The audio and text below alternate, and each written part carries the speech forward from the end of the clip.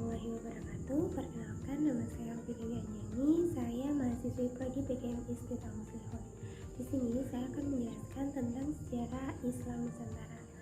Sebelum menjadi agama yang paling banyak dianut oleh orang Indonesia, Islam adalah salah satu agama yang diperkirakan datang karena adanya para pedagang yang singgah di Nusantara. Lalu bagaimana ya awal mulanya Islam masuk ke Nusantara? Supaya lebih jelas, yuk simak penjelasan tentang 4 teori masuknya Islam ke Nusantara. Para ahli sejarah memberikan 4 teori bagaimana proses masuknya Islam ke Nusantara. Masing-masing teori dijelaskan berdasarkan rentang waktu yang berbeda-beda, mulai dari abad ke-7 hingga ada pula yang menyebutkan Islam masuk ke Nusantara yaitu pada abad ke-13. Nah, apa saja ya teori-teori yang dimaksud? Teori yang pertama yaitu teori Gujarat. Teori ini beranggapan bahwa agama dan kebudayaan Islam dibawa oleh para pedagang dari daerah Gujarat, India yang berlayar melewati Selat Malaka. Teori ini menjelaskan bahwa kedatangan Islam ke Nusantara sekitar abad ke-13 melalui kontak para pedagang dan kerajaan Samudra Pasai yang menguasai Selat Malaka pada saat itu. Teori ini juga diperkuat dengan penemuan makam Sultan Samudra Pasai, yaitu Malik As-Saleh pada tahun 1297 yang bercorak Gujarat. Teori ini dikemukakan oleh S. Burgonje dan J. Binaj Apple. Makam Sunan Malik As-Saleh bisa kalian lihat seperti foto di samping. Teori yang kedua yaitu teori Persia. Umar Amir Hussein dan Hussein di Jawa Diningrat berpendapat bahwa Islam masuk ke Nusantara melalui para pedagang yang berasal dari Persia, bukan dari Gujarat. Persia adalah sebuah kerajaan yang saat ini kemungkinan besar berada di Iran. Teori ini tercetus karena pada awal masuknya Islam ke Nusantara, yaitu pada abad ke-13, ajaran yang marak pada saat itu adalah ajaran Syiah. Ajaran Syiah ini adalah ajaran yang berasal dari Persia.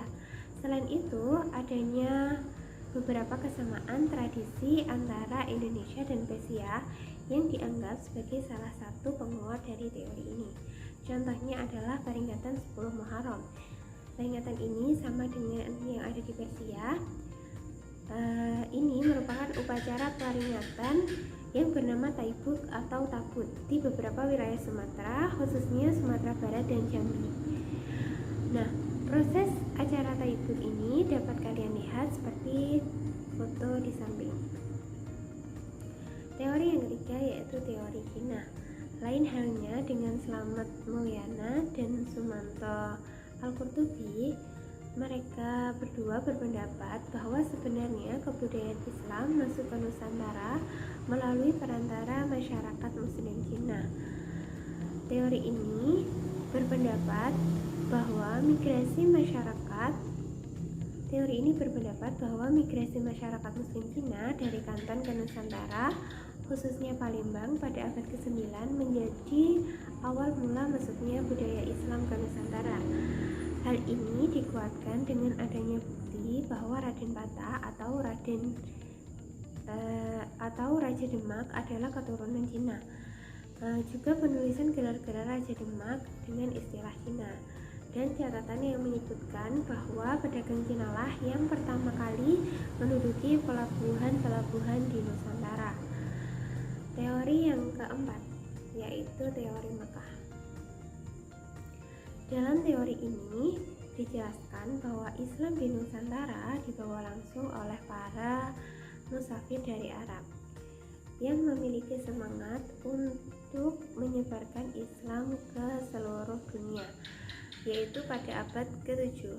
Hal ini diperkuat dengan adanya sebuah perkampungan Arab di Barus, yaitu Sumatera Utara, yang dikenal dengan nama Bandar Khalifah. Selain itu, di Samudra Pasai, mazhab yang terkenal adalah mazhab Syafi'i. Mazhab ini juga terkenal di wilayah Arab dan Mesir pada saat itu. Kemudian Kemudian yang terakhir adalah digunakannya gelar Al-Malik pada raja-raja Samudra Pasai seperti budaya Islam di Mesir. Teori inilah yang paling banyak mendapat dukungan dari para tokoh seperti Van Leur, Anthony Hajan, T.W. Arnold, dan Buya Hamka. Islam juga sempat menjadi kekuatan yang cukup disegani di Nusantara. Hal ini ditandai dengan munculnya banyak kerajaan Islam yang cukup terkenal dan berkuasa. Sekian penjelasan saya tentang sejarah Islam Nusantara. Assalamualaikum warahmatullahi wabarakatuh.